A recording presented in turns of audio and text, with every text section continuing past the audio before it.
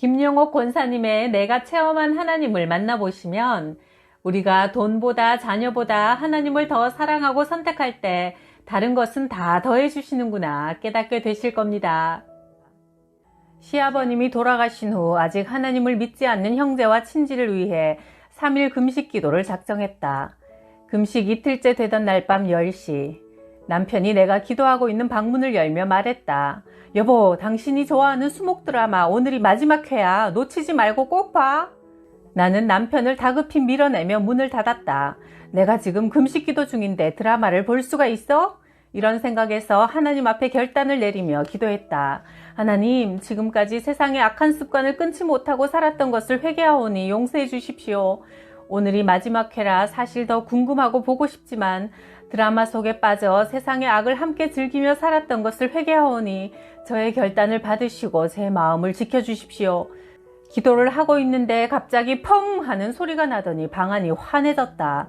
TV가 저절로 켜진 것이다. 나는 소스라치게 놀랐다. 어머나, 저 TV가 켜졌네. 귀신이 켰구나. 그러면서도 나는 금방 TV를 끄지 못하고 내 눈은 TV 드라마 속으로 빨려 들어가기 시작했다. 나는 내 자신에게 너무 화가 나서 TV를 확 꺼버리고 통곡하며 기도했다. 하나님, 귀신의 역사를 보여주셔서 감사드립니다. 귀신이 켠 것을 알면서도 TV 화면에 제 눈이 끌려갔고 즉시 끄지 못했던 것 용서해 주세요. 귀신은 이렇게 우리 기도를 방해하는 살아있는 존재다. 내 여동생은 10년이 넘도록 교회를 다니면서도 기도할 줄 모르는 벙어리 신자였다. 그래서 내가 만나기만 하면 하나님께 기도드려 응답받은 사례들을 간증하며 기도하는 삶을 살라고 입버릇처럼 말하곤 했다. 그런데 하루는 동생이 나를 찾아와 상기된 목소리로 말했다. 언니, 나 기도 응답받았어. 정말 신기해. 기도가 이렇게 신나고 재미있는 건지 몰랐어. 언니, 나는 10년이 넘게 교회를 다녔어도 내 지식대로 믿고 내 생각대로 살았어. 난 정말 엉터리 신자였어. 그래? 응답받은 게 뭔데? 딸 세나가 고등학교에 간 다음부터는 왜 내가 중학교 때 공부를 안 했지 후회하며 어떻게 하면 공부를 잘하지 상심하는 거야. 공부에 자신이 없다 보니 의욕도 상실하고 근심과 걱정만 하면서 시험 때만 되면 말도 못하게 초조해하는 거야.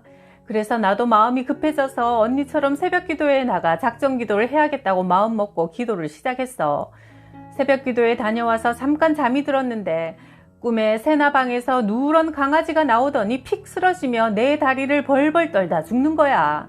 잠을 깨고 나서 참 이상한 꿈이라고 생각하는데 아침에 세나가 방에서 나오면서 엄마, 나 기분이 이상하게 너무 상쾌해. 그리고 근심 걱정이 다 사라졌어 하며 웃는 거야. 하나님은 동생의 기도를 통해 불안, 염려, 초조를 주는 악령들이 떠나는 것을 보여주신 것이다. 나는 언니가 나만 보면 기도하지 않고 어떻게 사니 하는 말뜻을 이제야 알았어. 동생은 기도함으로 악한 영들이 떠나간 것을 깨닫고 기도하지 않고는 살 수 없다고 고백하는 자가 되었다. 사람은 기도하여 하나님께 응답받는 기쁨으로 사는 것이다. 고등학교 때 친구를 따라 교회를 다녔지만 결혼 후 신앙생활을 하지 않고 살았다.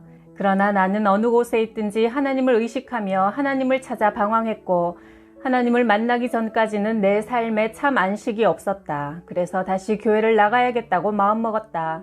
어느 교회를 다녀야 할지 몰라 이 교회 저 교회로 전전하다가 집 근처 교회를 3번 정도 나가본 다음 등록했다. 그 후부터는 주일 예배가 사모되고 기다려졌다.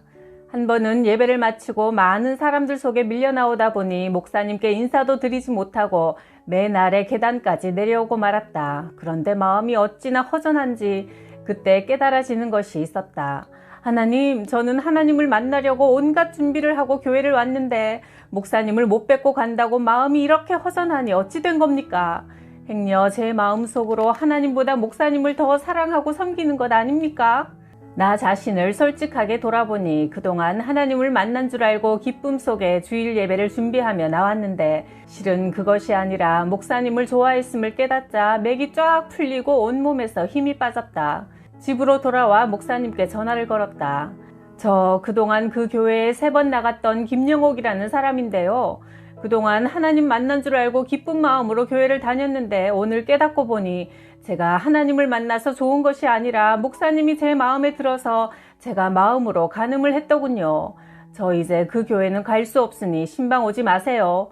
신방을 오실 것 같아서 전화드렸습니다. 그러자 목사님이 말씀하셨다. 자매님 괜찮아요. 자매님이 목사인 저를 좋아한 것은 죄가 아닙니다. 그러니 다시 교회에 나오세요. 목사님은 괜찮으신지 모르겠지만 제 마음은 괜찮지가 않네요.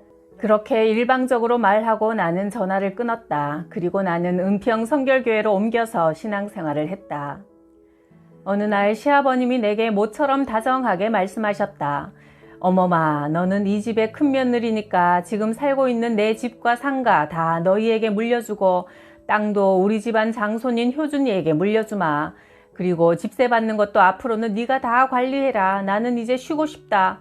둘째, 셋째 자식 며느리 다 필요 없다. 나쁜 놈들, 내가 그동안 여러 자식들 다 지켜보았지만 큰아들 큰며느리가 제일 잘해.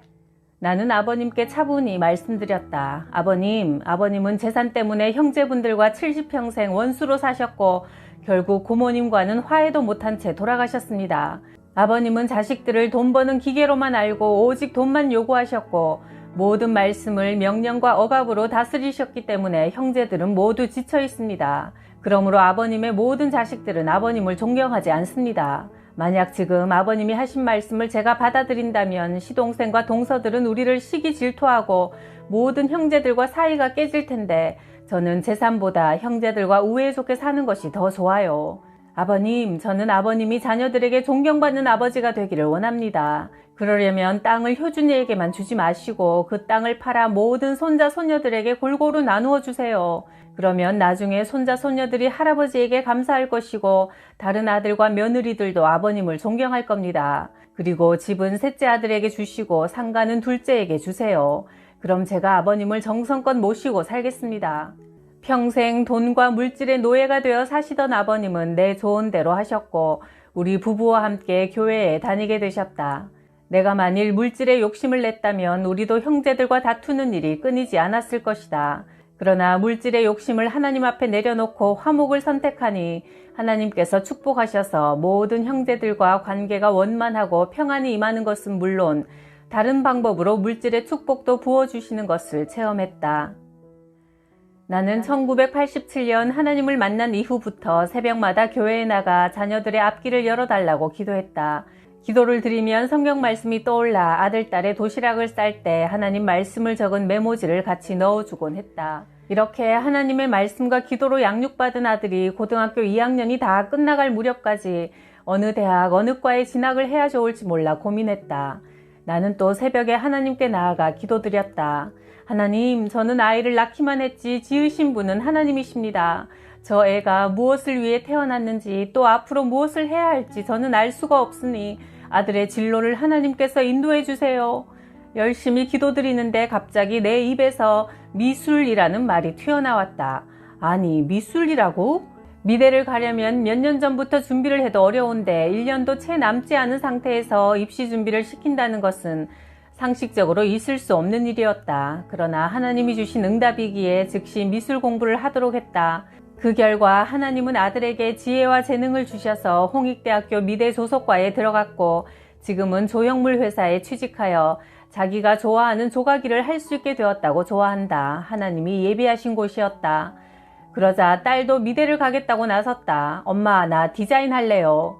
딸은 공부도 잘했는데 왜 힘들게 미술을 하려는지 이해가 되지 않아 말렸지만 딸도 역시 홍익대 시각디자인학과를 나와서 교보생명 마케팅부에 들어갔다.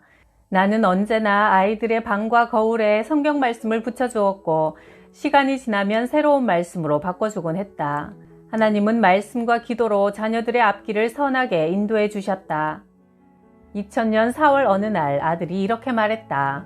엄마, 제가 적금 부은 지가 2년 만기가 되었는데 20만 원씩 부은 게 400만 원이 되었어요. 그 말을 들으며 나는 이런 생각이 들었다. 일평생 살면서 집 한 칸 마련하는 것이 힘드는데 우리 아들이 생애 처음 부은 적금을 하나님께 맡기면 하나님이 효준이 장가갈 때쯤 살 집을 준비해 주실 텐데. 효준이는 기쁘게 내 생각에 동의하여 400만 원을 어느 개척교회 건축헌금으로 드렸다. 그리고 그 돈을 하나님께 드린 지 1년 6개월 만에 집을 지을 수 있는 땅 235평을 주셨다. 믿고 구한 대로 되었다. 아들은 좋은 믿음의 짝을 만나 교회에서 결혼식을 올렸다. 이삭과 같이 착한 순종의 아들을 주신 하나님께 감사드린다. 남편이 신앙생활한 지 13년째 아직 끊지 못한 담배를 끊기로 결단하고 하나님께 잘못된 악습관을 고쳐주실 것을 기도하던 중 이런 간증을 했다. 여보, 내가 마귀의 음성을 들었어. 3일 동안 기도하며 담배를 안 피웠는데 담배 생각이 나는 것을 참고 있는데 내 귀에다 대고 연거푸 3번이나 이렇게 말하더라고. 피워봐, 한 대만. 싫어. 아무도 없잖아. 피워봐. 싫다. 안 피워. 괜찮아. 한 대만 피워보라니까. 싫다고. 남편은 신기한 체험을 했다며 말했다. 거참, 성도들이 기도할 때나 삶 속에서 마귀 유혹을 받고 마귀 음성을 듣는다더니 정말이구나. 마귀가 귀에다 속삭일 때마다 단호히 거부했더니 그때 이후 다시는 유혹을 받지 않았다며 간증했다. 너희는 하나님께 순종하고 마귀를 대적하라. 그러면 너희를 피할 것이다. 야고보서 4장 7절. 2000년 12월 시립병원에 화요일마다 전도하러 갔을 때 어느 병실의 결핵 환자는 뼈와 가죽만 남았고 눈이 퀭하여 참으로 처참한 모습이었다. 간호사가 따라 들어와 그 환자를 보며 말했다. 오늘 저녁을 넘기기 힘들겠네.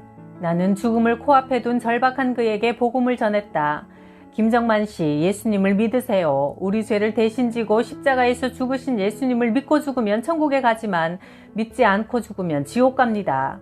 지금의 아픔보다 더 고통스럽고 무서운 지옥에서 영원히 고통받아요. 김정만 씨, 죽고 사는 것이 하나님 손에 달려 있습니다. 하나님이 일으키시면 일어납니다. 일어나시면 이 책을 꼭 읽어보세요. 나는 내 간증집, 내가 체험한 하나님을 그 환자 앞에 놓고 왔다. 다음 주 화요일 병원 문을 열고 들어서는 순간 여러 사람들과 같이 밥을 먹고 있던 김정만 씨가 나를 보고 말했다. 권사님, 제가 이 책을 2번 읽었습니다. 이제서도 하나님을 믿습니다. 병도 다 나았습니다. 김치와 매운 것이 먹고 싶은데 다음에 오실 때 좀 갖다 주세요. 나는 깜짝 놀랐다. 그 환자는 얼굴에 살이 올라 혈색이 좋아져 볼이 빨갛게 상기되어 있었다. 복음의 능력이 나타난 것이다. 카톨릭 정형외과에 입원 중인 김정림 환자에게도 복음을 전했더니 능력이 나타났다. 교통사고로 무릎뼈를 다쳤는데 다친 부위에 물이 차서 퉁퉁 부어 있었다. 그 환자는 예수님을 영접했고 그동안 하나님을 모르고 멋대로 살아온 것을 회개하며 울었다. 나는 환자의 무릎을 붙들고 땅에서 매면 하늘에서도 매고 땅에서 풀면 하늘에서도 풀린다는 마태복음 16장 19절 말씀을 붙들고 간절히 기도했다. 하나님 아버지, 사랑하는 딸이 회개하며 하나님께 돌아왔습니다. 구원해 주신 것 감사드리며 이 자녀가 사고로 무릎뼈에 이상이 생겨 퉁퉁 부었고 물이 차 있으니 지금 이 시간 치료해 주십시오. 내가 예수 그리스도 이름으로 명하노니 아픔과 고통을 주는 더러운 병마귀야 묶임을 받고 떠날지어다.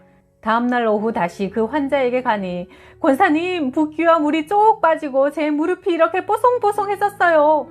그는 기뻐하며 감사했다. 그것을 목격한 옆에 환자도 예수님을 영접했고 그의 남편도 우리 교회에 나와 등록하며 예배를 드렸다. 내가 전도한 무당 김정자 씨는 어릴 때 교회를 다니다가 교회와 멀어졌는데 산 좋고 물 좋은 곳은 다 찾아다니며 구판을 벌였다. 남편 조태근 씨는 고려대학을 나와 법무사로 근무했는데 젊었을 때는 부를 누리며 잘 살았지만 아내의 신기로 인해 재산을 다 없앴다고 한다. 내가 만났을 때 무당은 당뇨 합병증으로 발이 썩어 들어가 죽음만 기다리고 있는 처지였다. 굿을 안 하려고 거부하다 보니 귀신이 자꾸 몸을 아프게 하여 죽도 못 넘기며 다 토해냈다. 꼭 장작을 쪼개놓은 것 같이 뼈와 가죽만 남아있었다. 그들에게 복음을 전하자 그 남편은 내가 준 성경을 받으면서 집안의 가보로 여기겠다며 내가 이제야 광명을 찾았습니다 말하고 기뻐했다. 아내를 위해 새벽 기도에 나와 기도했고 자녀들도 다 교회에 데리고 나왔다. 아내 김정자 씨는 처음엔 휠체어를 타고 교회에 나왔지만 그 후 완전히 건강이 회복되어 걸어다니며 신앙생활을 잘 하다가 5년 후 하나님의 품에 안겼다.